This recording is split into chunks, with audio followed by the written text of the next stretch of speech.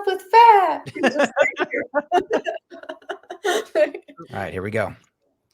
Hello, everyone, and welcome to the MT4MH Studios, where we spread our love and we share our ketogenic lifestyles. Today's interview is with Hannah Warren, a remarkable artist, writer, and social entrepreneur who currently serves as the Mental Health Communications and Advocacy Manager for Metabolic Mind, part of the Baszucki Group. Hannah's story of recovery from neurometabolic dysfunction, diagnosed as bipolar 1, is nothing short of inspiring. After experiencing 3 psychotic breaks and the severe side effects of antipsychotic medications, she discovered the ketogenic diet, which she practices as a vegetarian and has helped her take control of her mental health. Today, she's here to share her personal journey, how she found remission, and what she's doing to advocate for metabolic therapies. Let's dive into her incredible story. Hannah, how are you today? I'm doing great. Thank you so much for having me, Stephen. It's great to be here with you. It is great to have you. It's my pleasure. Before we begin and hear your story, I do want to highlight one thing I pointed out in the intro is that you're on a vegetarian ketogenic diet. And I find this very important because most of my guests have been carnivores. And while I'm a carnivore, I do not push the carnivore message. I think it's important to highlight that the ketogenic diet can be done with all animals, all plants, or anywhere in between. Thank you so much for highlighting that critical message, Stephen. I really appreciate it. I think all too often on social media, things get really divisive and people can be critical of one another's approach. And I think it's really important to share that this can be done respecting people's individual lifestyle choices with, respect in terms of what works for different people.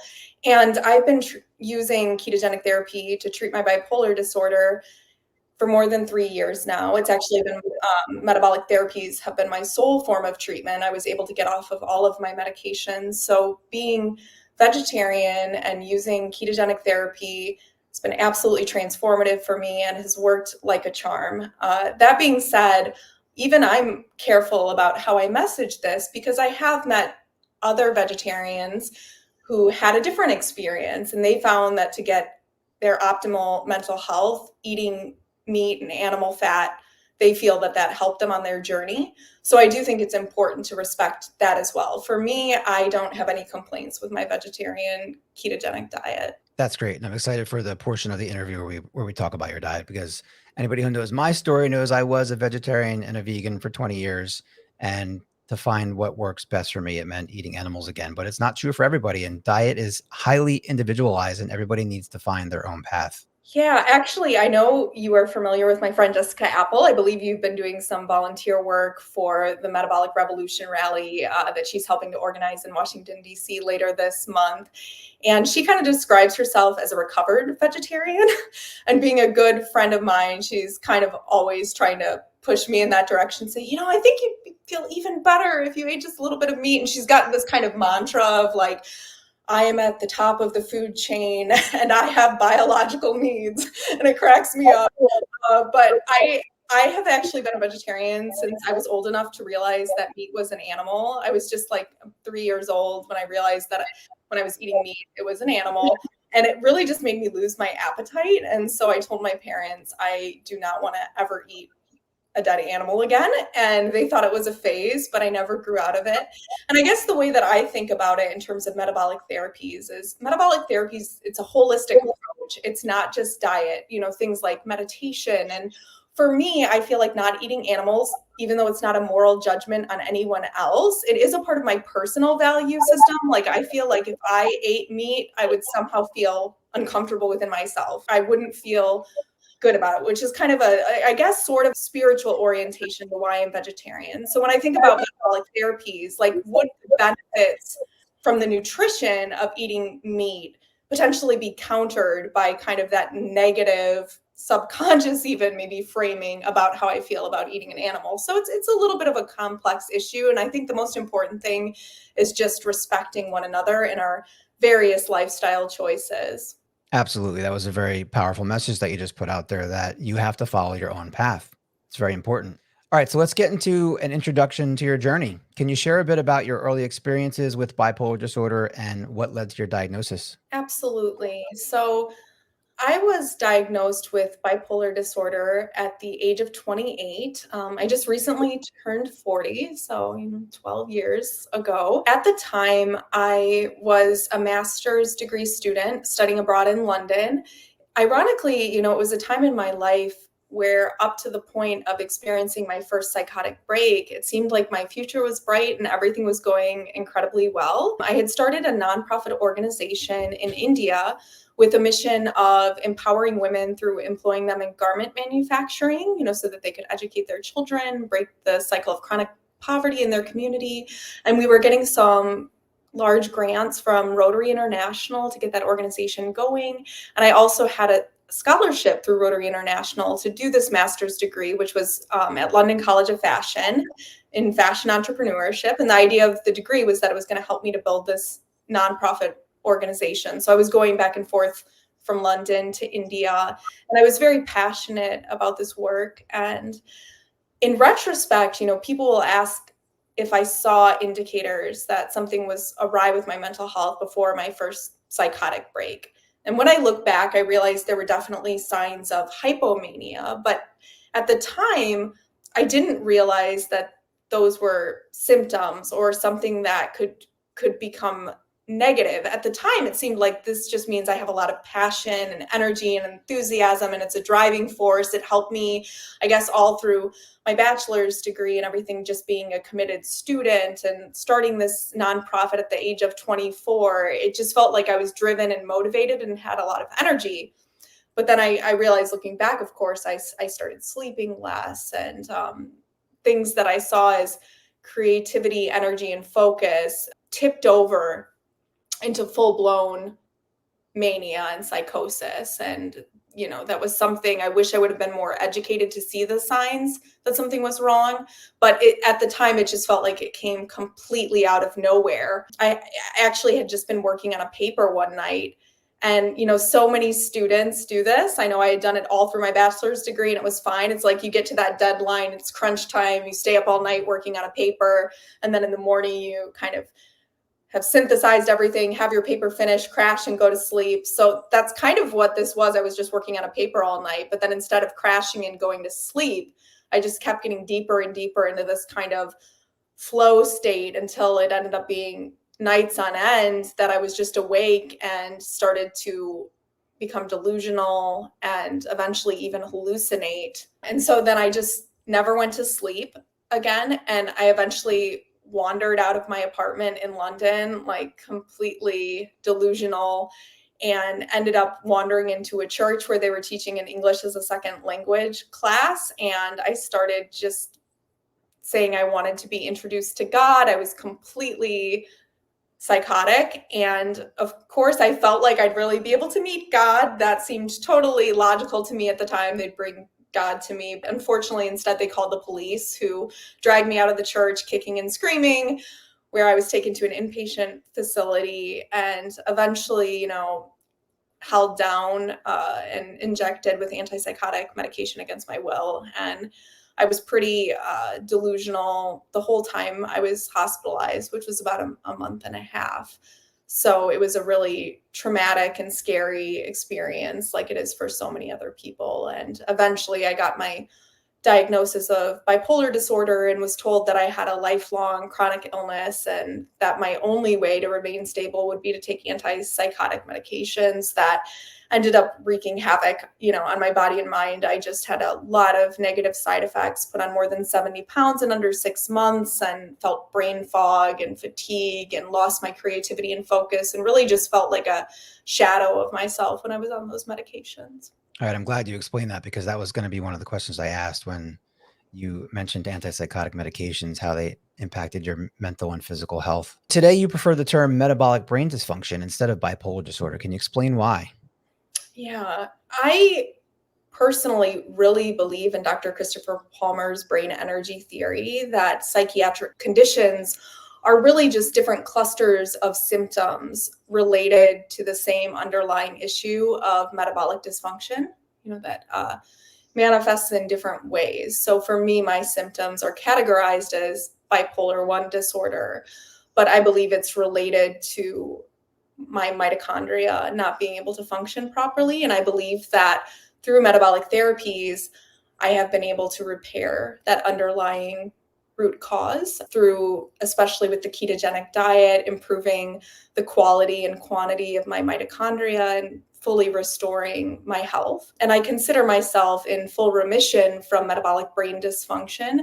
At the same time, I do not say that I am cured, because I believe that I was metabolically compromised and I am vigilant. I try my best to take care of my metabolic health, and through all of my metabolic therapies that I continue to do, my ketogenic diet, intermittent fasting, exercise, meditation, all of these different things I do to keep, stay stable and have optimal mental health. But at the same time, I realize there are factors beyond my control. And anybody who's experienced a psychiatric condition, if they were to follow metabolic therapies and put their illness into remission, but for whatever reason had a relapse episode, that would never be their fault. So I'm really careful to say, I do everything that I can to stay healthy physically and mentally. And I'm very optimistic that I will not have another episode, as I've now hit the milestone of being stable with just metabolic therapies for more than 3 years. So I'm very optimistic that I'll never have to go through that again. But at the same time, I accept that it's always a possibility, and it wasn't my fault in the first place, and it wouldn't be my fault again. I think when it comes to calling it neurometabolic dysfunction, I think for me, it took away a lot of the shame and guilt that I felt that is so common to people with psychiatric conditions, that somehow you often I've talked to others who feel this way as well. You blame yourself for a long time, and you feel like something you did caused you to become unwell, and you should have been able to control your mindset. And now that I've realized that metabolic therapies help me to correct the underlying root cause, that's really helped liberate me from the label and any sense of guilt or shame I had about my illness. I realize now that nothing I did caused this. It was just as if I had gotten cancer, or another metabolically rooted non-communicable disease. It's something that went wrong physiologically, and I am not to blame for what I went through. And I hope that everybody with a psychiatric condition is able to get that message, because people really should not feel to blame for what they've been through. I absolutely love your outlook on this, because it echoes how I view things as well. I never really understood the DSM, at least how it fit me, because they'll say I'm bipolar 2 mixed, and I do fit some of that criteria. But then if I look at the borderline personality disorder, I fit in there too. It's like these little boxes, and I fit a little bit in each one. A little bit of schizophrenia and a little bit of this and a little bit of that. And I never understood. It never really fully made sense to me. And I'm the type of person that wants to know how things work and why. I want to know why. And it wasn't until I discovered the ketogenic diet and was able to start healing myself and feeling better that the why didn't mean as much to me anymore, because I knew how to fix it at least. And I've been following Chris Palmer as well for a while. And you said that about your mitochondria, about the quantity and the quality. So we either have too few, or they're not processing energy correctly. Maybe they're overactive or they're underactive, and it causes a whole host of symptoms for different people. It's always going to be different for different people, right? Yeah, and I like the point that you made, that Dr. Palmer also makes in Brain Energy. So many people have all of these comorbidity, like multiple diagnoses. And he makes this point, are people really that unlucky that they have, schizophrenia, bipolar 2 disorder, anxiety, like all of these different DSM-5 labels being given to people and mixed and matched? And it really does make more sense that these are just different symptoms of the same underlying, root cause of something going wrong with metabolic function. When I first discovered the ketogenic diet, and then I realized that they use it to treat epilepsy, I thought it was very interesting, because those are the only treatments that have ever worked for me. I used to smoke marijuana because it was the only thing that made me feel normal. And it was the strains that they use for seizures that worked best for me. And then of all the medications I've ever taken, the only ones that ever kind of worked for me were anti-seizure as well. Now, I've never had a seizure, but there's obviously a connection there, because all of these treatments work for me, and that fits in that same mitochondria box. Yeah, that's so interesting. It's great that we have, about 100 years of research in epilepsy that we can kind of lean on as we move the field of metabolic psychiatry forward. So before we move on to the happy part of your story, I want to talk about, some of the toughest moments you had. You had 3 psychotic episodes and you had ideation of unaliving yourself, which is something I am very familiar with. So what was the toughest part you had to deal with? So psychosis is an incredibly frightening thing to go through. And my last episode, there were some really beautiful moments of euphoria and everything as part of the psychosis. But I've also had some of the darkest kind of experiences you could really imagine as a human. The darkest moments of psychosis are kind of like being trapped in the worst nightmare you've ever had.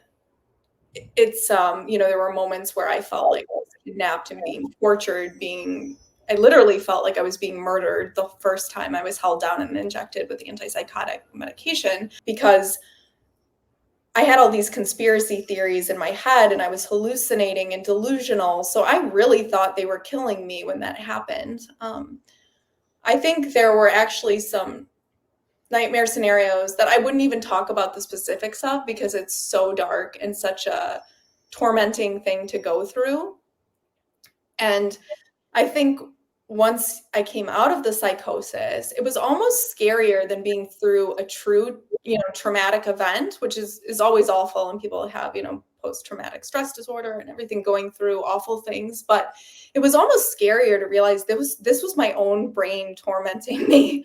Because, there's no escape or way to end that. You feel like you're at the mercy of something you can't control, that it's actually within your own head. So that's one of the darkest things. And then, of course, following psychosis, I felt like when I came back to reality, I felt like I was in a life that was not my own. My body changed really rapidly from the antipsychotic medications, and I was thrown into really dark suicidal depression. And as I had mentioned, my first episode, when it happened, just months prior, I had seen myself as someone who loved life and had like an abundance of passion and purpose, and the future felt so bright.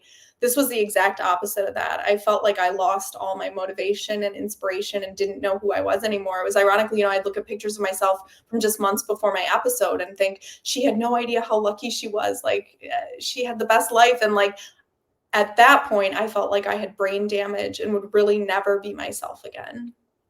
And I questioned if it was even worth it to stay alive. The suicidal ideation, and also just the feeling like, I think the person who I was is gone, and I don't know if I'm ever going to find myself again. So why am I even here if I have no love for life anymore? Those were definitely the darkest times. Thank you for sharing that.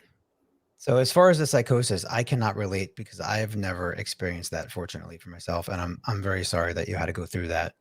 But the ideation is something that I dealt with for a large part of my life. And I never wanted to actually unalive myself, but I had feelings of despair, and I would be so angry and so depressed that I just didn't want to feel that way anymore. And that seemed like my brain was coming up with that answer. Like, if you just weren't here anymore, you wouldn't have to suffer anymore.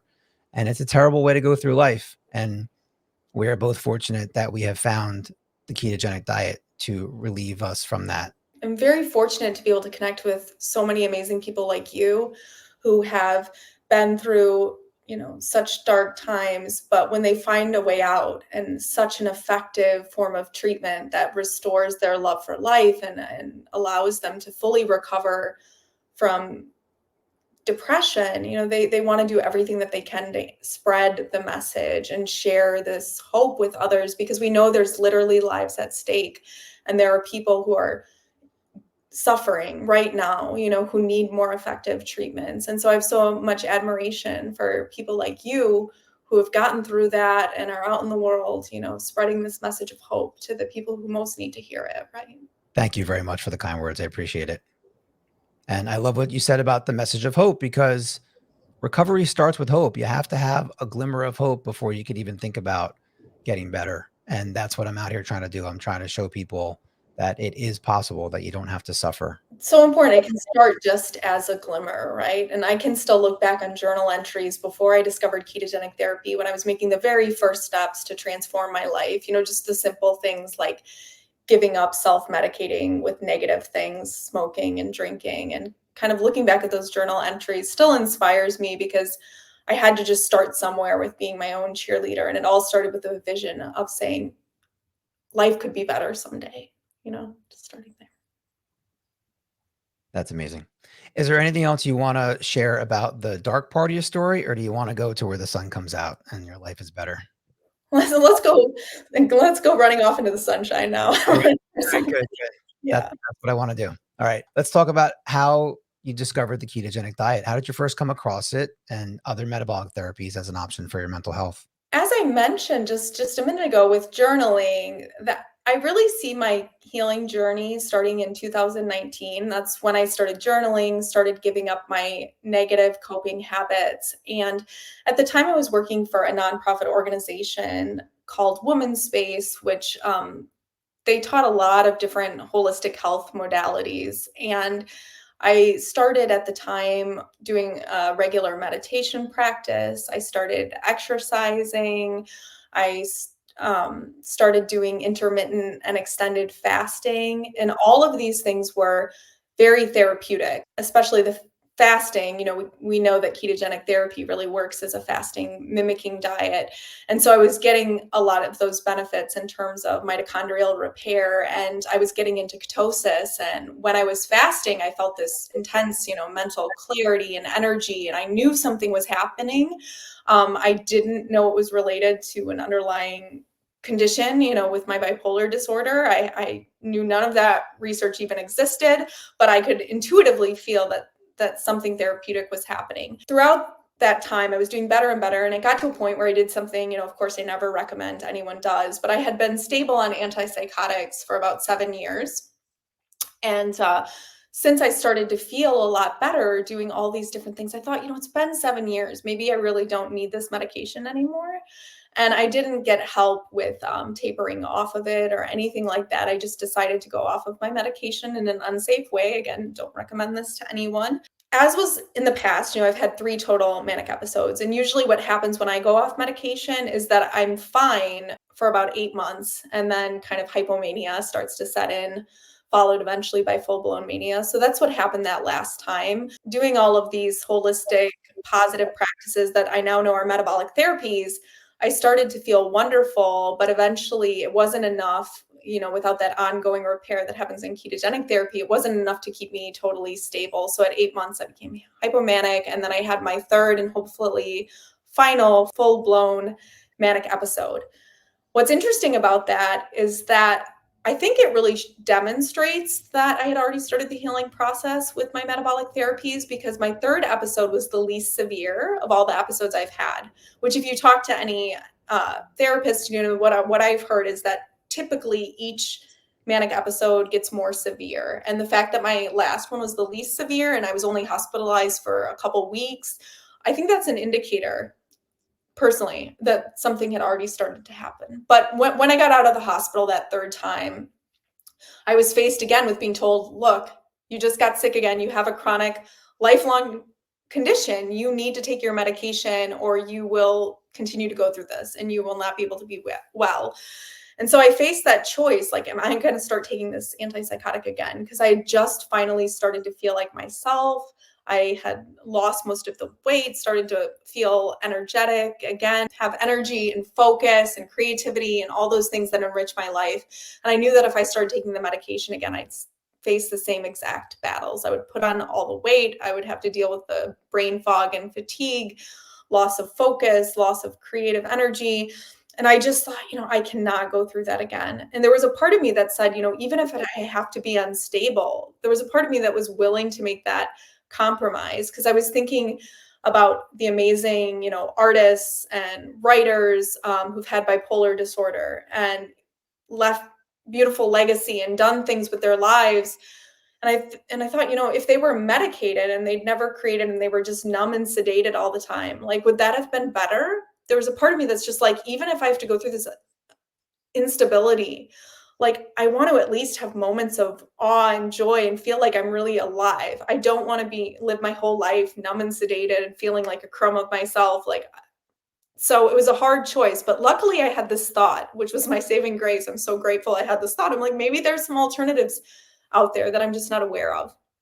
So I started scouring the internet, read a lot of different things about supplements, and everything was kind of okay. But then when I stumbled upon Dr. Palmer's website, and this was in 2021, before Brain Energy was even published, but I saw, some articles there about ketogenic therapy for bipolar disorder.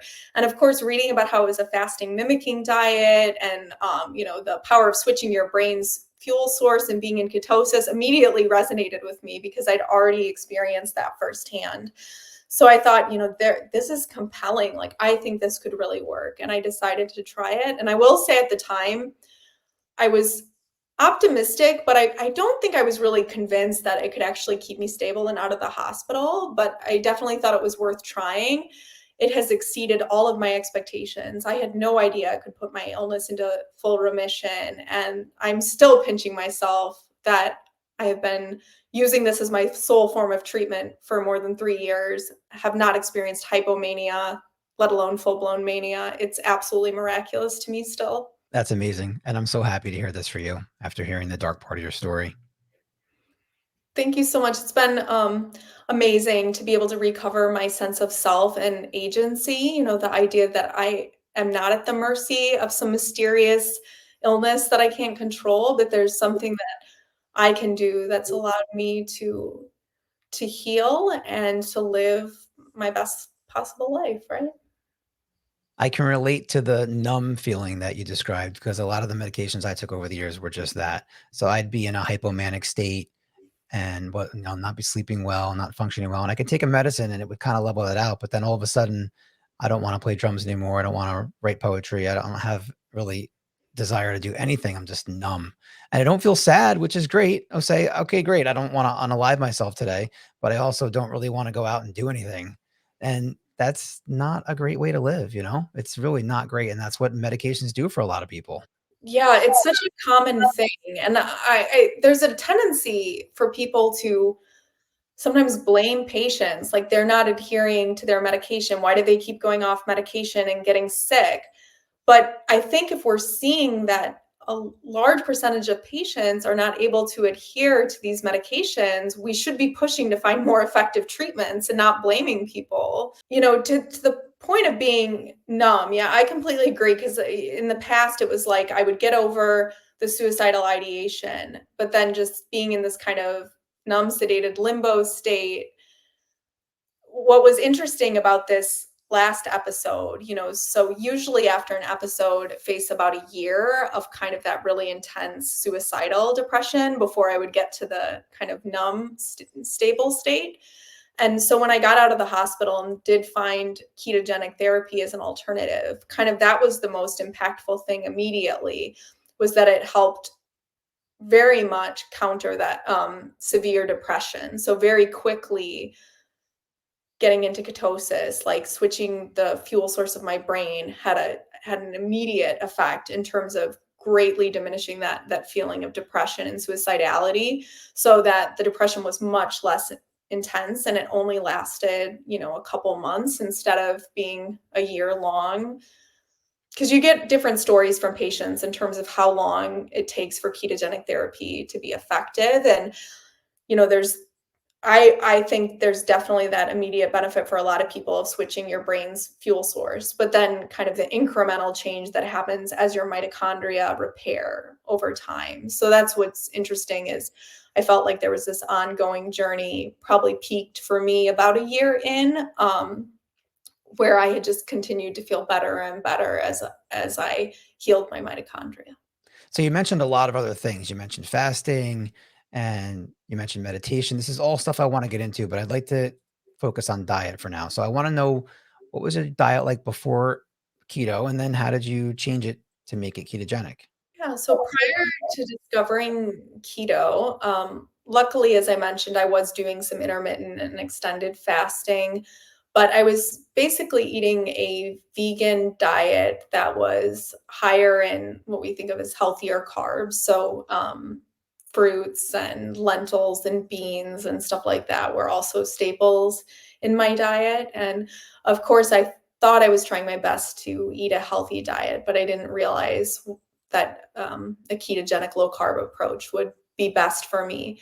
So after discovering ketogenic therapy, of course, I cut out all of the obvious foods that I shouldn't eat: flour and rice and fruit, most fruits. I still eat berries and keto friendly fruit, cutting out all those things. I will say the first reaction as I started doing keto, and looking at trying to limit my grams of carbs, and I trying to carb count my vegetables and stuff. As a vegetarian, I thought, am I really going to be able to adhere to this? Because it seemed like I could barely eat anything. It seemed extremely limiting. But I decided at the time that I should get a keto mojo meter. I'm so glad I took that approach right away, because we know that people are very metabolically different, and the kind of grams of carbs they can eat and still be in ketosis varies. And I found for me, I could eat plenty of vegetables till I was satiated and still get into a higher level of ketosis. So I would definitely recommend anybody starting this journey, and especially if you're a vegetarian, get a keto mojo meter and actually learn your particular metabolism and what you can eat and still achieve kind of the ketone level that you feel best at. It can vary a lot for different people. So I'm glad that I didn't just stick to trying to carb count. And Were you using an app to track your carbs? no, because as soon as I got the keto mojo meter, I just decided to do like more intuitive style eating. So not eating any of the obvious like problem foods, but instead of trying to count and track that way, just checking my ketones and learning kind of through trial and error what I could eat and couldn't eat. Okay, that's a great message for people to hear. So I have a lot of people that I'm helping online, and they're not doing well. So it's not easy for them to eat intuitively. It's also not easy for them to track. But my two pieces of advice are always get an app. Let's track your food, see where your fat percentage is. And I also recommend the Keto Mojo so we can measure our blood sugar and our ketones to see where we're at. Yeah, and I have to say it's different for everyone. So I really want to be mindful and careful not to make it sound incredibly easy. I feel fortunate that, I already had metabolic flexibility because of the extended fasting I'd done, especially. So getting into ketosis and being able to maintain that was fairly simple for me. But there's an adjustment for people, like especially when they're not metabolically flexible and they start. And so some people can find it a lot more difficult to get into ketosis and maintain that.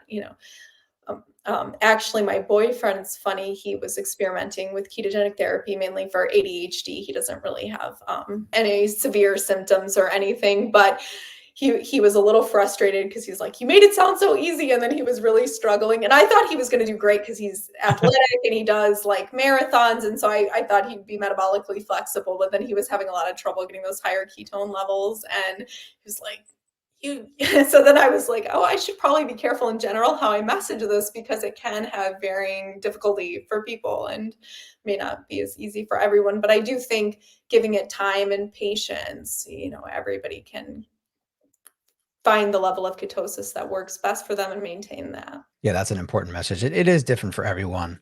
My wife experimented with keto about a year ago, and for whatever reason, her body was really fighting her on it, and she hadn't eaten carbs for days, and like she was not having any ketones yet. It was funny because the same thing, he'd like give me a list of, this is what I ate today, I should be in ketosis, why aren't my levels there? And he's kind of a perfectionist anyway, so it was very annoying for him not to get the numbers when he felt like he was doing the work and eating the right things. And So for me, the way I'm doing the diet now is it's very easy. I'm high fat beef only, and I am literally eating a large pile of beef fat and a small pile of meat, and it's very easy.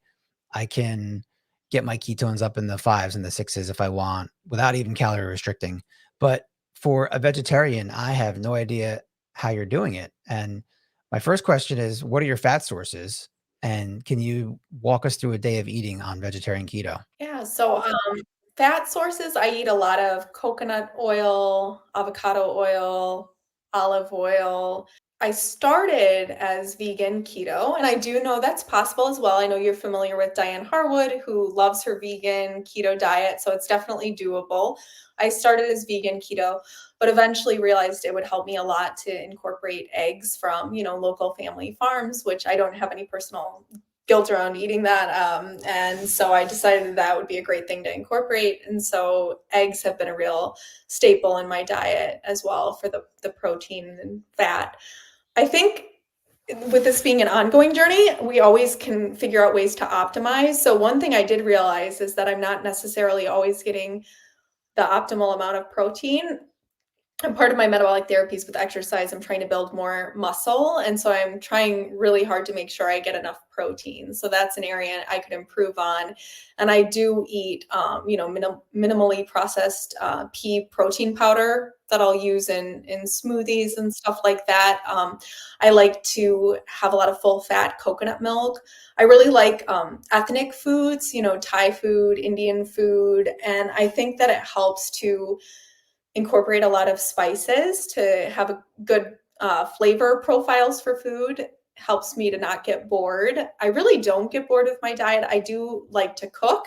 And so even with, being limited in certain ways, I feel like there's a bazillion recipes that I haven't had time to even try and make, staying busy as I do with my work and everything. I don't always have time to cook as much as I'd like, but even with a limited diet, there's like so many things that you can do there's so much variety with vegetables and spices and everything out there to experiment with. So as far as like a day of eating, like a just normal day when I'm busier and don't have time to cook anything elaborate, just eating eggs. I like to make salads with really fatty dressings.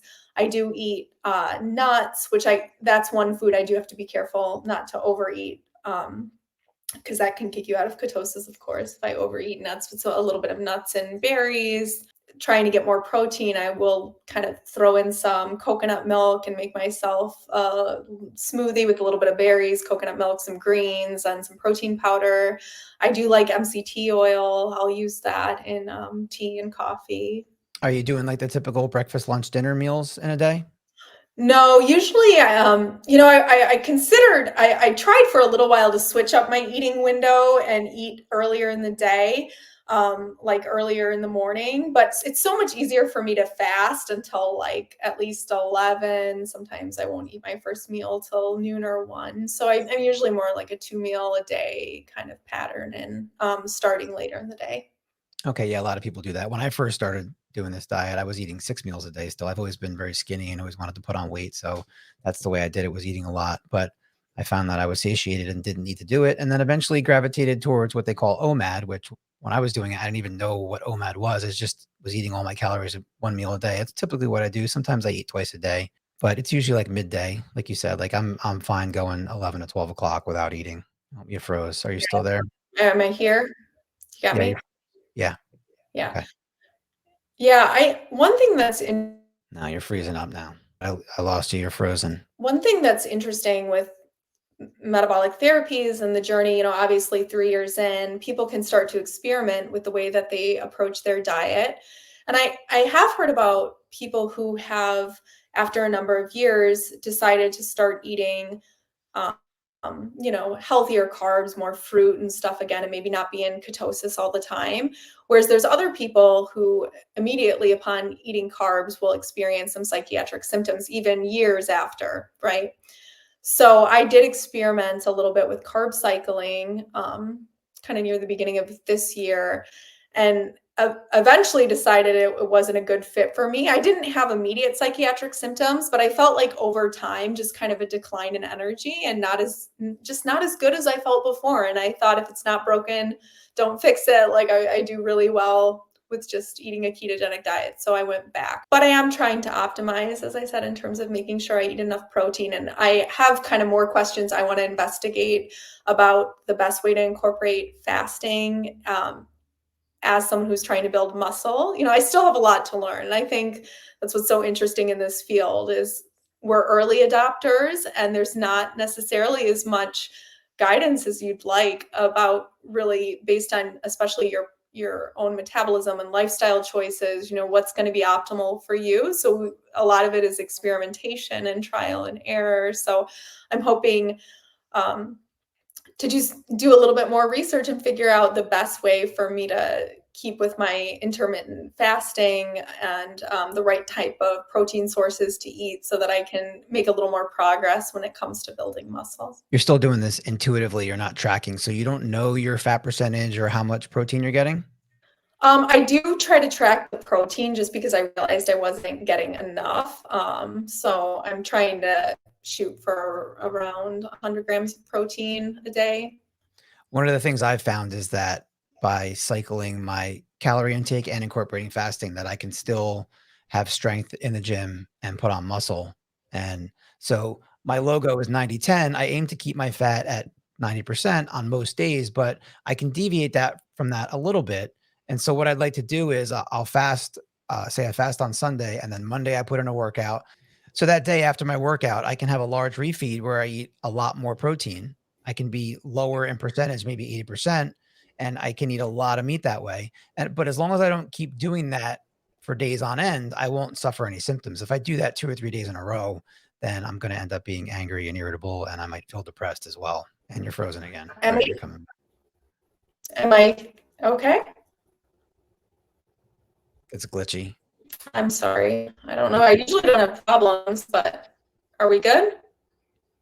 Yeah, it's really important, I think, just to track your mental and physical health and see how that's really, I don't have to say because you don't have problems. Let me check here on my, not sure. You sound like a large robot. Hopefully that hasn't, most of the interview's been good, right? Yes. Yeah, it's really important, I think, to just learn from your own experiences because everybody's different. So kind of to track your mental and physical health and your diet and to experiment with what works and doesn't work for you. And I hope in the future we'll move towards more like precision metabolic psychiatry where people can get individualized metabolic treatment plans based on their lifestyle choices and their phenotype and just kind of helping people to find what really is going to be most effective for them. But in the meantime, I think we're just going to have to continue to be our own guinea pigs in a way and track what we're doing and see what works best. Yeah, I agree with you. I am my own guinea pig. And the reason I've gotten to the high fat beef only is through lots of self-experimentation. And I love all the foods that you listed as much as you do and the spices and everything, but they bother me. Everything's going to bother me on some level. And that's why I do beef only, because for me, it's perfection and no issues.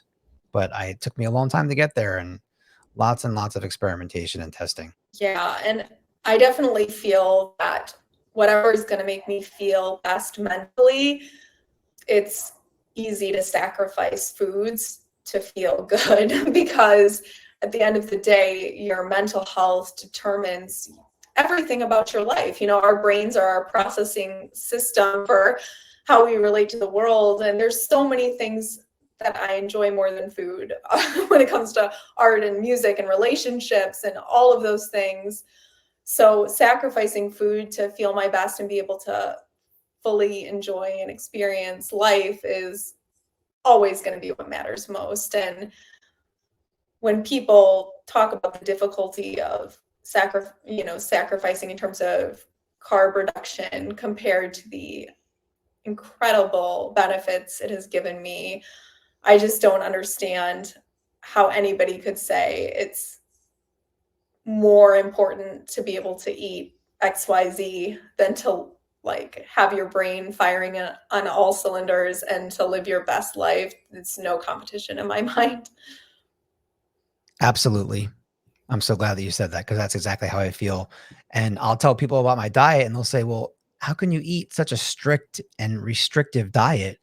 And the answer I give is it's not restrictive. What's restrictive is being miserably depressed and angry and feeling like I want to unalive myself every day. What's also restrictive is taking a medication for that is going to numb me and take away my passion for life to where I don't even want to do anything. That's restrictive. The diet that I eat is liberating. It allows me to be the person I want to be, a competent father to my daughter. And the reason that I have all the fire, it represents the passion that burns in me. That's why I have all the logos and I have fire tattoos. And I don't want that passion numbed out by medication. I want the best life I can have. If it means that I'm not having birthday cake or all these other things, people say, well, how do you do that? Well, I just don't care. I don't want those things anymore. I want the best life I can have. And I want to be the best dad I can be. That's my main motivation for doing this. You said that absolutely beautifully. And it frustrates me so much if you ever hear clinicians or anyone say, people don't have the willpower or strength to make these lifestyle changes, better to just give them a medication. And then you talk to people like us who have reclaimed their lives through this form of treatment. And, why should we ever assume everybody wants the easy way out and everybody wants a pill? It's like, have you ever met these people who had to deal with debilitating side effects or debilitating symptoms of a treatment-resistant psychiatric condition? Like, that is hard.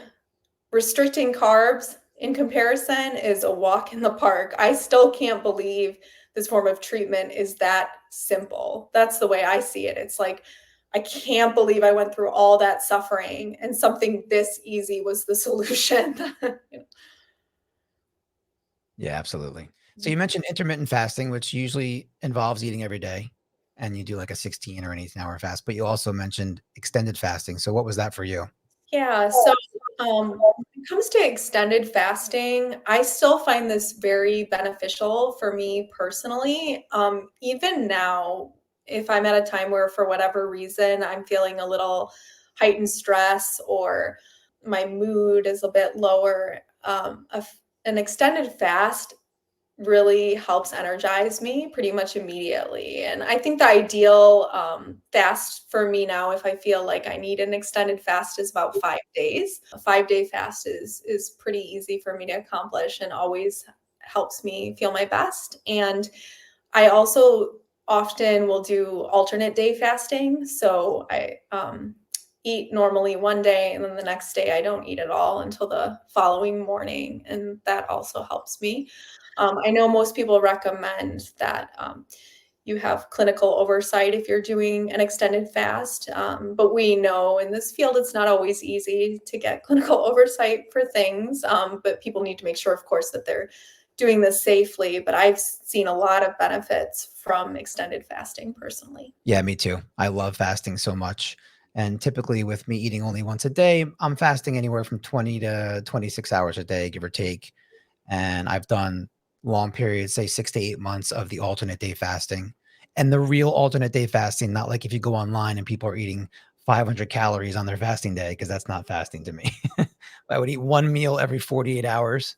Something I've done recently is fasting on a schedule. I have some friends online that we have a Discord group. And so we've been fasting on Sundays and Thursdays. And that's been really interesting because I've always been kind of intuitive with the fasting. And now I'm doing it to a schedule. And there's been times where I was supposed to fast on a Thursday and my body was calling for food as soon as I woke up and I ended up eating. And then I was able to fast the next day. And I love the clarity and the energy I get from it. If I ever had an exam or, something important to do, I would fast the day before because I would be in my best mental shape. Yeah, absolutely. That's fun that you have. So it's kind of like an accountability group or community where you just cheer one another on and encourage each other to fast. Yes. Yeah, it's been great. Yeah, I love that. Has that helped you adhere to it? Do you find it? Yeah. Oh, big time. Yeah, big time. Uh-huh. I wouldn't be doing it without the group. And there's days where, it might be like 3, 4 o'clock and Samantha's about to get off the bus and I'm feeling tired and I feel a little bit irritable. Like probably should have a couple of bites of food, but now we're going to talk about meditation soon. So I can meditate for 10 minutes. I can calm myself down. And because I'm accountable to these people and I know like the one person's in Germany, so they're 6 hours ahead. So I already know they're about to go to bed and they haven't eaten. So if they didn't do it, I'm not going to do it either. It gives me that extra edge I need to stay on track. I feel like there's something very special about fasting in terms of helping to strengthen your willpower. And it gives you this energy that you can then apply to other aspects of your life. Because I think the primal urge to eat is kind of like the strongest urge a human can have. And when you're able to control that and stick to your resolve to fast, even when you're feeling hungry, I feel like that's very empowering and has helped me develop my willpower in a way that's useful in other areas of my life. Do you feel that at all? Absolutely. And as someone who has suffered from substance abuse, part of my problem is impulse control and just not having great control of myself. And I speak about the demon inside me that wants to take control of me and influence my decisions. And I absolutely agree with you. This past weekend, we did a 72, and the plan is to do a 72 every month, the end of the month. And the first day is easy because I've been fasting on Sundays. It was no problem. But Monday I wanted to eat and I struggled, but I fought through it. And the other people in the group were fighting through too. And by the end of the day, I just felt an overall sense of well-being and a confidence. I went to bed Monday night thinking, I can't wait until I wake up Tuesday because I'm going to eat right away. And I woke up Tuesday and I wasn't even all that hungry. And I Mhm. just felt like, well, I just went 65 hours. Let me plan out my day. I can go another 5 hours. It's like 5 hours. It's no big deal. I can do it. Yeah. I just felt great about it. Yeah, it's interesting with fasting because for me, I'll hit this point where I'm just like ravenously hungry and it's so hard and I'm just like dying to eat. But then as soon as I get past that is when I get the elevation in mood and just feel really great. And then, like you said, once you get through it and the next day you wake up and you're like, I'm not even that hungry. And you just feel like you've gotten a lot of benefits from it. One of the other things you mentioned was meditation being a big part of your wellness plan. And that's something that I've incorporated in the last 12 months or so. So I'm interested to hear your opinion on that. Yeah, meditation has been one of my most critical metabolic therapies. I think meditation is really kind of the foundation that helps me adhere to everything else, ketogenic therapy and having a disciplined exercise regime. I really love, meditation in one sense, the kind of more traditional idea of meditation in terms of being able to just calm and clear your mind is really important. But I also love visualization meditation, which is considered the more active form of meditation, where you're kind of harnessing your creativity and visualizing certain outcomes you want in your life. So this helps me to stick to the behavior change that I want to implement in my life. So I remember starting, for example, visualization meditation even before discovering keto when I was obese. And I really wanted to see myself get healthier again and be able to exercise. And I was starting from a dark and difficult place, as I had mentioned, drinking too much, smoking. There were all these things I needed to change, eating a healthier diet. So in my mind, when I do a visualization meditation, that can just mean really in vivid detail, picturing your future self, your ideal, the way that you want it to be, and the steps that it would take to make that a reality.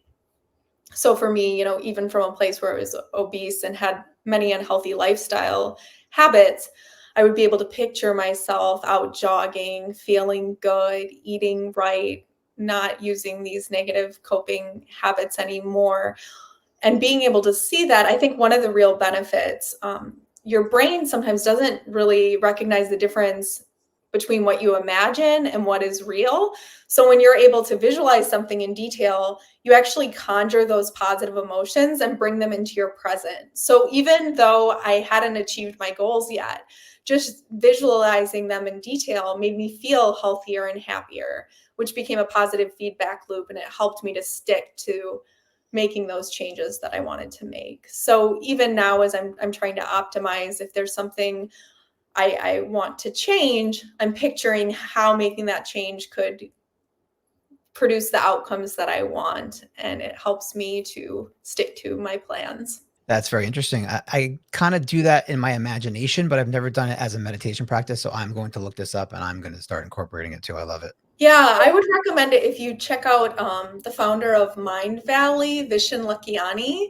He's got some interesting meditation tactics around this idea of active meditation that I think are worth exploring. So I would recommend looking at his work. Thank you. I will look into that. Are we ready for the closing now? Yeah, Okay. let's do it. Okay. And my closing questions, I have two that are similar but different. The first is related to diet and mental health. And the second one is not necessarily related to diet and mental health, but more of a life lesson. So this is questions posed from you to your younger self. The first one is, what is a piece of advice you'd give to your younger self before you discovered this diet? Something along the lines of how to get through the tough times. From what I know now, if I could go back and talk to my younger self, there's one key message I would want to give. And this also drives my advocacy work and why I think we need to work together to move this field forward. And that is, healing and remission is possible. This message would have changed everything for me. And I believe it would for countless people. You know, to be told you have a chronic condition, your life is never going to be the same. You're never going to get back to baseline. You're going to just have to deal with this for the rest of your life, versus being told there is hope. You can heal and transform your life. That's the message that I needed to hear after my original diagnosis. And it's the message that we want to spread. That was very powerful. If someone had given me that message when I was first diagnosed, that would have definitely got me through the tough times. Thank you. And so now the second question is, like I said, not necessarily related to diet or mental health, but if you could go back in time and give your younger self one piece of advice, what would it be? I think the message I would give myself is to always embrace failing forward. One of my favorite self-development writers is Dr. Benjamin Hardy. And I really love his work, and particularly his message around what he calls investment in loss, or going for no. Basically, this idea that if you really want to grow, the best way to do that is to get out of your comfort zone and embrace failure as an indicator of success. Because if you're not failing, it means you're not trying things that are challenging enough. The best way to expedite your growth trajectory is to do things that you can't succeed at yet. You're not ready to. It's like the way that you're going to be capable of doing those things is by trying things that are way beyond your current skill set, right? And it's kind of funny because I love writing. A lot of the work I do at Metabolic Mind is writing articles. And so I'll write about people like Dr. Benjamin Hardy and this idea of how to grow through failure, and to remind yourself that if you're failing, it means you're doing something right, because you're trying to do something that's beyond you. But even recently, I had an experience where I felt like I was failing at something, and I was upset, and I was emotional about it, and I was thinking, I bit off more than I can chew, and I didn't pace myself properly, and I'm not doing this right. And I remembered my own advice. Like, I was upset for quite a while, and then I remembered my own advice about embracing failure, and I'm like, huh. And I had to remind myself, but it was funny, upon remembering my own advice, it gave me such relief. And I was like, you know what, that is true. I am failing because I'm trying things that are too hard for me right now, but that's how I'm going to become a better version of myself. That's how I'm going to grow. So I would give my past self that, and I give my current self that same advice, and try to live by that value that, failing means you're pushing yourself, and that's a beautiful thing. That was an excellent answer. And I like that you said that, because this is the message that I give my daughter all the time when she wants to try things. And I try to push her, and she's only 8 years old, so she doesn't understand that, when you're failing, it means you're actually succeeding because you're trying things. But it's the same message that I'm trying to teach her. And hopefully this will carry over into her adulthood too. Thank you. When we become less afraid of failure, it opens up so many opportunities, because it holds us back in so many ways that are unnecessary. The article I wrote that touched upon this was about hedonic adaptation. And I talked about Dr. Laurie Santos from Yale, her work on hedonic adaptation. And one thing she talks about is our psychological immune system. And we often think that failure is going to absolutely destroy us. And we get nervous about trying something because we think that it's going to be crushing if we don't get the result we want. But the truth is, we have the psychological immune system where, when you're, metabolically well, mentally healthy and everything, these setbacks actually don't damage you as much as you think. They can strengthen you. And so when you're going to bounce back and it's going to make you stronger, you'll be willing to try so many more things, which just makes life more exciting. So, and, I keep giving myself this advice, because the more we can embrace that message, the the more opportunities are going to present themselves, right? And how valuable is a message that you would give it to your younger self and you're still giving it to yourself now? It's amazing. Absolutely. All right. So here's our signature question. This is a question that encourages guests to share a broader, more philosophical insight or life lesson that ties into your experience with the ketogenic lifestyle and will hopefully provide something meaningful and potentially new even after an in-depth interview. This is what I call my fat-fueled philosophy. What's one powerful piece of fat-fueled philosophy, a life lesson, or a mantra that you've embraced on your ketogenic journey and that you think could inspire our listeners?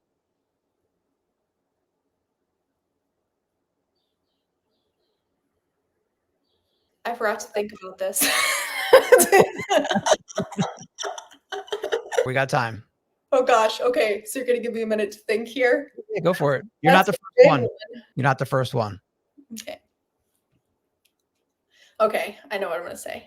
All right, go for it. Going through the challenges I have in my life, especially experiencing psychosis, has changed the way that I look at everything. When I experienced psychosis and came out of it, it was so confusing. It was almost like a near-death experience because when I was psychotic, my delusional experiences seemed so real. You know, they were subjective. Of course, I didn't realize I was insane. This was all very real to me. And after coming out of that, it kind of gave me a bit of an existential crisis in terms of like, what is the meaning of life? Like when everything that you think is real disintegrates and you're in this fictional world all of a sudden, like, what is truth? What is reality? You know, these kind of very existential questions. And it felt sort of like a near-death experience to go through that. I just lost you. You're frozen. Terrible timing. Back. I heard the large robot for a minute. You sounded like a large robot for just a minute. Okay. Am I back now?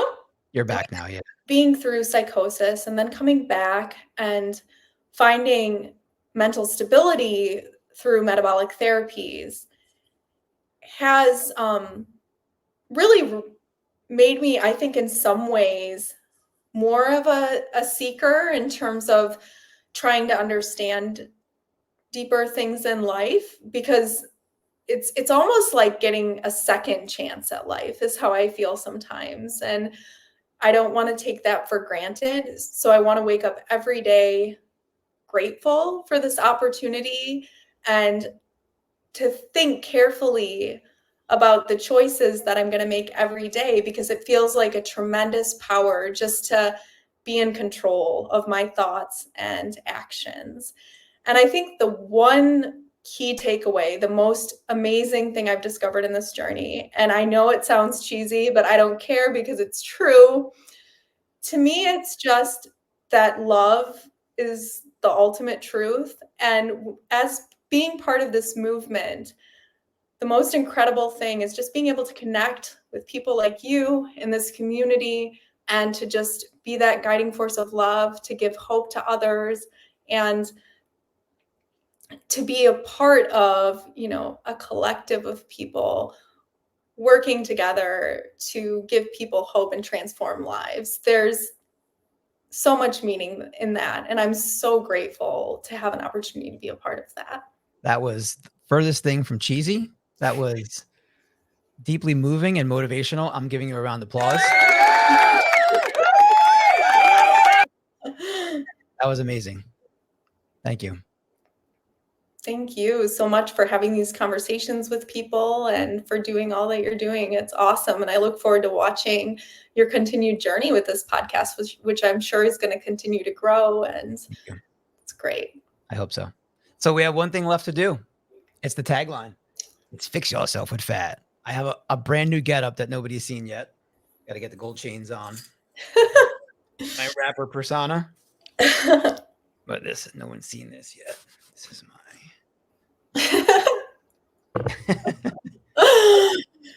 Oh yeah. So the tagline for the show would be "Fix yourself with fat." And what I've been asking is all my guests to do it, and then I'm going to put a compilation together. So what do you think, Hannah? Is that something you can do for us? I can, but with a twist, and I'm hoping you'll make this twist work for your audience, because I know it's going to take a little work on your part, but I'm going to say, fix yourself with fat. Fix yourself with cats. Cats. So you're going to have to get creative with the editing, but I think you can handle it. So I will. Yeah.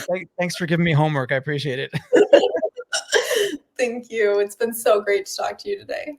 Same here. Thank you so much for being on. Fix yourself with fat.